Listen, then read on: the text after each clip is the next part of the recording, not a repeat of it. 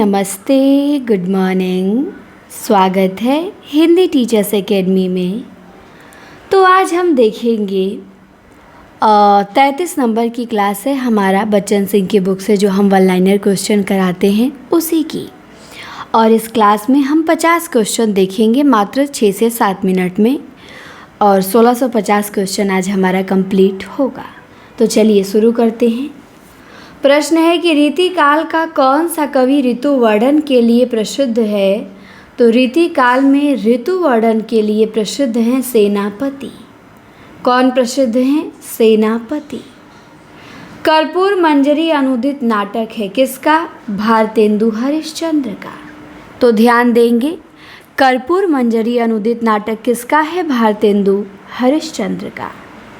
इसके बाद एक कथन है कि अपने देश में आंतरिक सुख शांति के लिए हमको हिल मिल कर रहना होगा।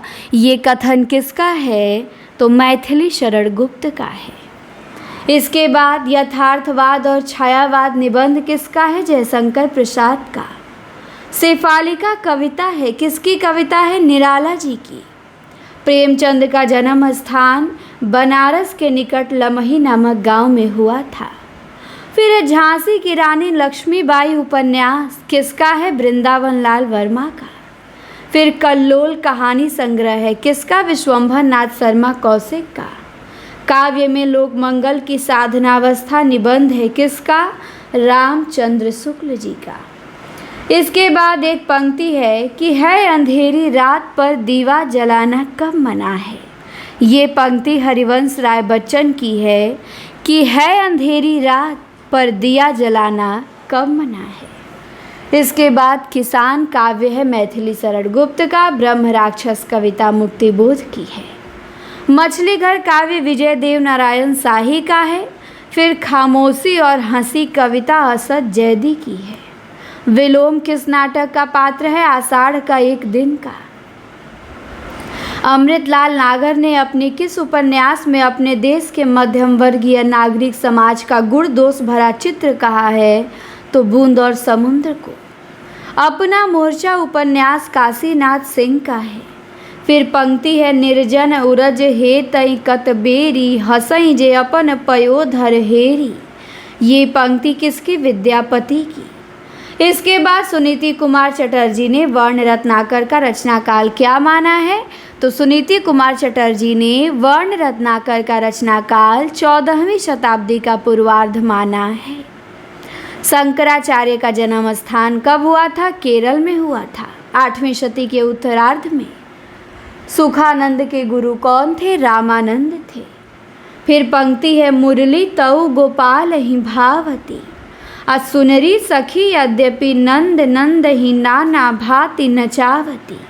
ये पंक्ति सूरदास की है कि मुरली तऊ गोपाल ही भावती। इसके बाद रूप मंजरी रचना है नंददास की। फिर है स्वसुखी भाव की उपासना पति पत्नी भाव से किसने किया? रामचरण दास ने किया। हिंदी काव्य शास्त्र के पहले आचार्य कौन है? भिखारी दास है। फिर एक पंक्ति है काव्यम यशे कृते व्यवहार विदे शिवेतर रक्षतये। काव्य प्रयोजन के संबंध में ये उक्ति किसकी है? मम्मट की है।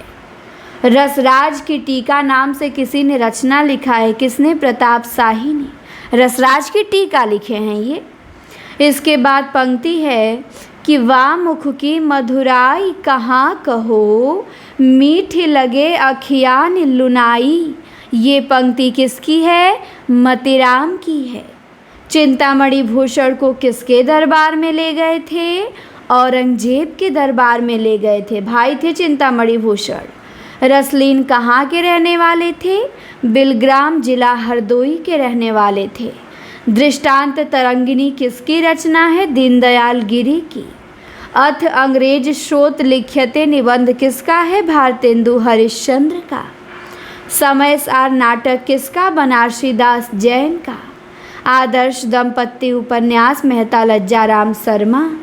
हिंडोला काव्य जगन्नाथ दास रत्नाकर। विवर्त उपन्यास जैनेन्द्र का। सुखदा विवर्त व्यतीत किसका? जैनेन्द्र का।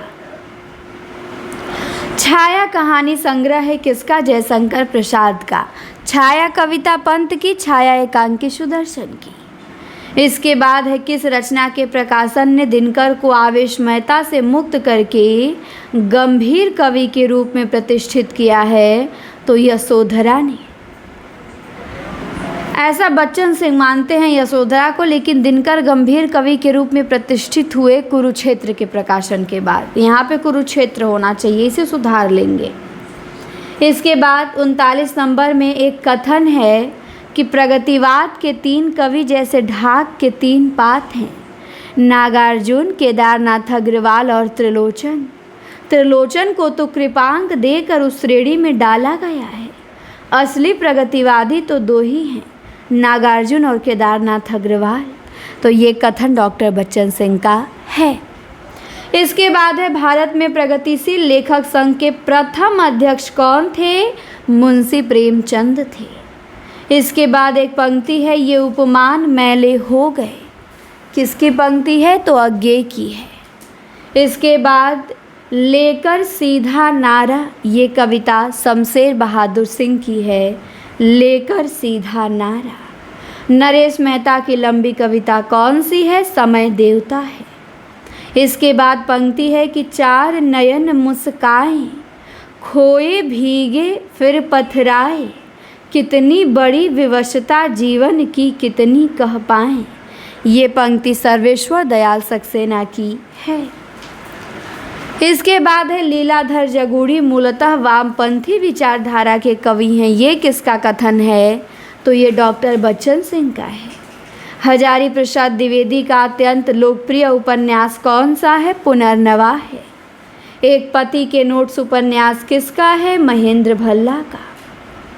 वास्तव में साहित्य जगत में घनानंद की कीर्ति का आधार क्या है? तो सुजान हित या घनानंद कवित्व है। चतुर्भुज दास किसके पुत्र थे? कुंभन दास के पुत्र थे। फिर है कि कौन भक्ति साहित्य को हतदर्प पराजित जाति का साहित्य नहीं मानता है? तो वो हजारी प्रसाद द्विवेदी हैं। भक्ति साहित्य को पराजित जाति का साहित्य नहीं मानते हैं। तो ध्यान रखेंगे आप लोग हजारी प्रसाद द्विवेदी के बारे में इस मत को। तो इस प्रकार हमारे 7 मिनट में 50 क्वेश्चन हो चुके हैं। अब हम अगली वीडियो में 1700 क्वेश्चन कंप्लीट करेंगे। 1650 हो गया, आप नोट करेंगे, इसे रिवीजन करेंगे अच्छे से। इसके बाद 1750 हम देखेंगे, 1700 अगली वीडियो में। तो जल्दी मिलते हैं अगली क्लास में। क्लास कैसी लगी ज़रूर बताइए। धन्यवाद।